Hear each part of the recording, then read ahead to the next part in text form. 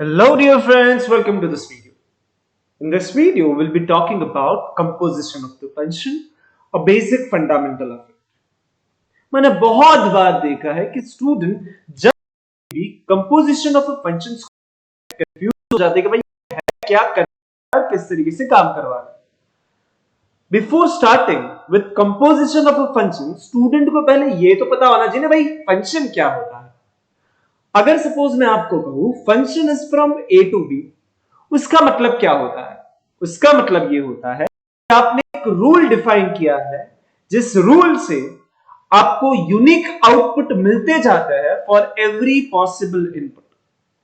अगर सपोज मैं कहता हूं function is from A to B, यानी कि ए जो सेट है उसके अंदर आपके इनपुट होते हैं और बी जो सेट है उसके अंदर आपके आउटपुट जा सकते हैं. When I say a function, it is nothing but a rule which gives unique outcome for every possible input. हमें फंक्शंस के ऊपर ज्यादा काम नहीं करना है, हमें उसके ऊपर का एक ऑपरेशन जिसका नाम है कंपोजिशन, उसके बारे में बात करनी. अगर आपने कहीं पर भी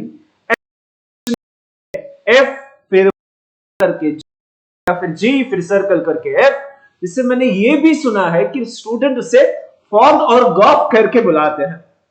बेसिकली वो फॉग और गॉफ नहीं है, इसी को हम लोग कहता है कंपोजिशन ऑफ द फंक्शन.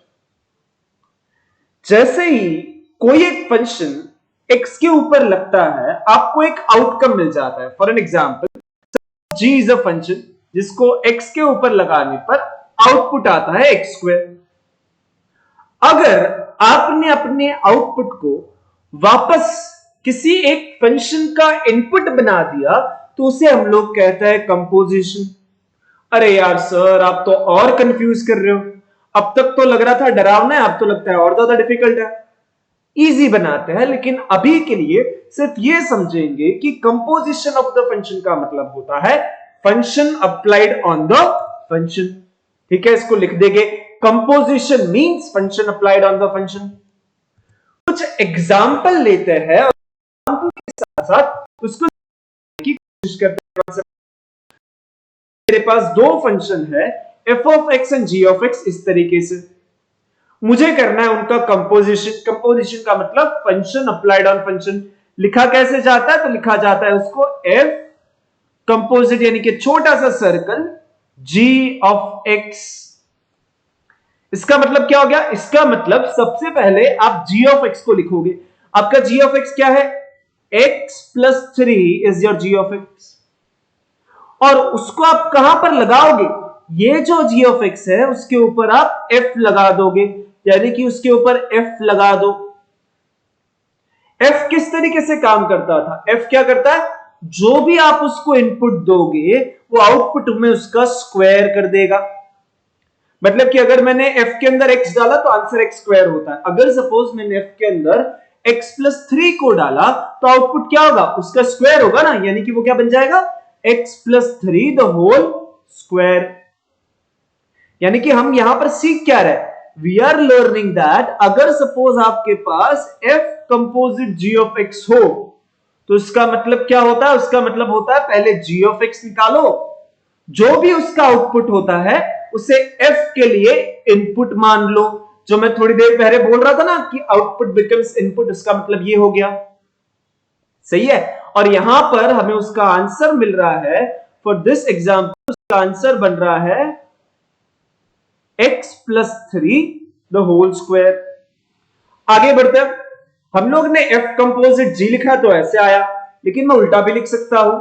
यानी कि अगर सपोज मैं लिखता हूं g composite f of x, यानी कि g composite f of x. अब क्या करना है इसके अंदर? आपको g लगाना है किसके ऊपर? तो f ऑफ x के ऊपर. जिस ऑर्डर में दिखता है ना, बस ये सर्कल की जगह पे एक ब्रैकेट डाल देना, ऐसे याद रख लो. ठीक है. ये क्या बन गया? ये बन गया हमारा g. और f ऑफ x की जगह पे मैं क्या लिखूं? f ऑफ x किस तरीके से हमने डिफाइन किया? हमने डिफाइन किया उसको x स्क्वायर, राइट? तो ये बन गया x स्क्वायर. अब आगे क्या करेंगे? हमें पता है g कैसे काम करता है. जो भी आप उसको इनपुट दोगे उसको प्लस 3 कर देगा. यहां पर मैंने इनपुट दिया है एक्स स्क्वायर, तो उसको +3 कर देगा, यानी कि वो बन गया एक्स स्क्वायर +3। मतलब कि मुझे ये g composite f of x जो है उसका आंसर क्या बन रहा है, उसका आंसर बन रहा है एक्स स्क्वायर +3। अरे यार यहां पर कुछ ऑब्जर्व कर रहे हो? क्या ऑब्जर्व कर रहे हैं कि अगर मैंने f कंपोजिट g निकाला तो आंसर बनता है x +3 द होल स्क्वायर, जो बनता है एक्स स्क्वायर +6x +9, है ना। a + b the whole square formula लगा दिया, यहां पर ये बन रहा है। मतलब कि यहां पर स्टूडेंट एक चीज को नोट कर सकते हैं कि भाई जब कभी भी आपको f कंपोजिट g हो और g कंपोजिट f हो, दोनों अलग अलग चीज होती है, यानी कि ऑर्डर इंपॉर्टेंट होता है, कौन पहले आया कौन बाद में। ठीक है, हर बार याद रखेंगे। कुछ और एग्जांपल लेके ये कंपोजिशन का जो फंडा है उसको और क्लियर कर देता है। तो अगर मैंने x को ले लिया sin x, मैं ढूंढना चाहता हूं f composite g of x, यानी कि सबसे पहले क्या लिखूंगा f फिर bracket g of x। g of x की जगह पे क्या लिखूं? g ऑफ x की जगह पे मुझे पता है g of x is same as sin x। अगर सपोज x आउट इनपुट होने पर आउटपुट log x है, तो sin x इनपुट होने पर आउटपुट होगा log sin x। सही, ये बन गया हमारा f composite g of x। यानी कि जब आप कंपोजिशन करते हो ना तो दोनों चीज साथ में हो जाती है, लेकिन एक के बाद एक, है ना। तो ये बन गया log ऑफ sin x। अगर आप थोड़ा ध्यान से ऑब्जर्व करने की कोशिश करो तो क्या हुआ, सबसे पहले x के ऊपर g लग गया और उसके बाद उसके ऊपर f लग गया, है ना। वही चीज हो रही है। मैं स्टूडेंट से रिक्वेस्ट करूंगा कि आप मुझे कमेंट सेक्शन में ये बताएं कि आपका इस एग्जांपल के लिए g composite f of x क्या बन रहा है। See let me know in the comment section. हम लोग और एक एग्जांपल करते हैं और कॉन्सेप्ट फाइनली। अगर सपोज मैं आपको बोलूं y is equal to √sin x square. अब देखो यहां पर मैंने दो फंक्शन नहीं दिया, मैंने फाइनल फंक्शन दे दिया और मैं आपको ये पूछ रहा हूं कि ये किस फंक्शंस का कंपोजिशन है। ठीक है, तो कैसे देखना है कि ये किसका कंपोजिशन है? अगर सपोज आप ये समझ जाते हो तो आगे जाके चेन रूल को मेंटली अप्लाई करना बहुत इजी हो जाएगा आपके लिए। किस तरीके से? ये देखो कि x के साथ होता क्या है सीक्वेंस के अंदर। सबसे पहले x यहां पर है, सबसे पहला क्या हुआ, उसका स्क्वायर हुआ, यानी कि सबसे पहला मेरे x जो है उसका स्क्वायर हो रहा है, तो मैं उसको एक फंक्शन नाम दे देता हूं f ऑफ x। उसके बाद जो आंसर आया उसके ऊपर आपने साइन लगाया, तो दूसरा फंक्शन है कि साइन लगना, यानी कि sin x। और उसके बाद जो आउटपुट बन रहा था sin x स्क्वायर, उसका आपने ले लिया स्क्वायर रूट, यानी कि तीसरा मुझे जो फंक्शन दिख रहा है वो है स्क्वायर रूट हो जाना।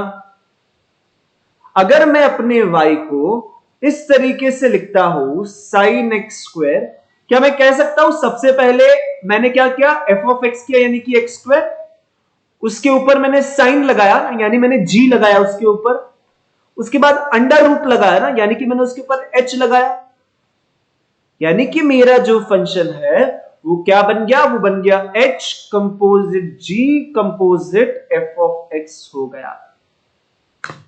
ठीक है, तो अगर आप दिए गए फंक्शन को इस तरीके से कंपोजिशन के फॉर्म में देख पा रहे हो तो आगे जाके चेन रूल को समझना आपके लिए बहुत ज्यादा सिंपल हो जाएगा। I request student to practise few questions. If you have any difficulty, be free to ask it. I hope you like this video. Please share it with your friend and subscribe to the channel for the further updates. Okay, thank you.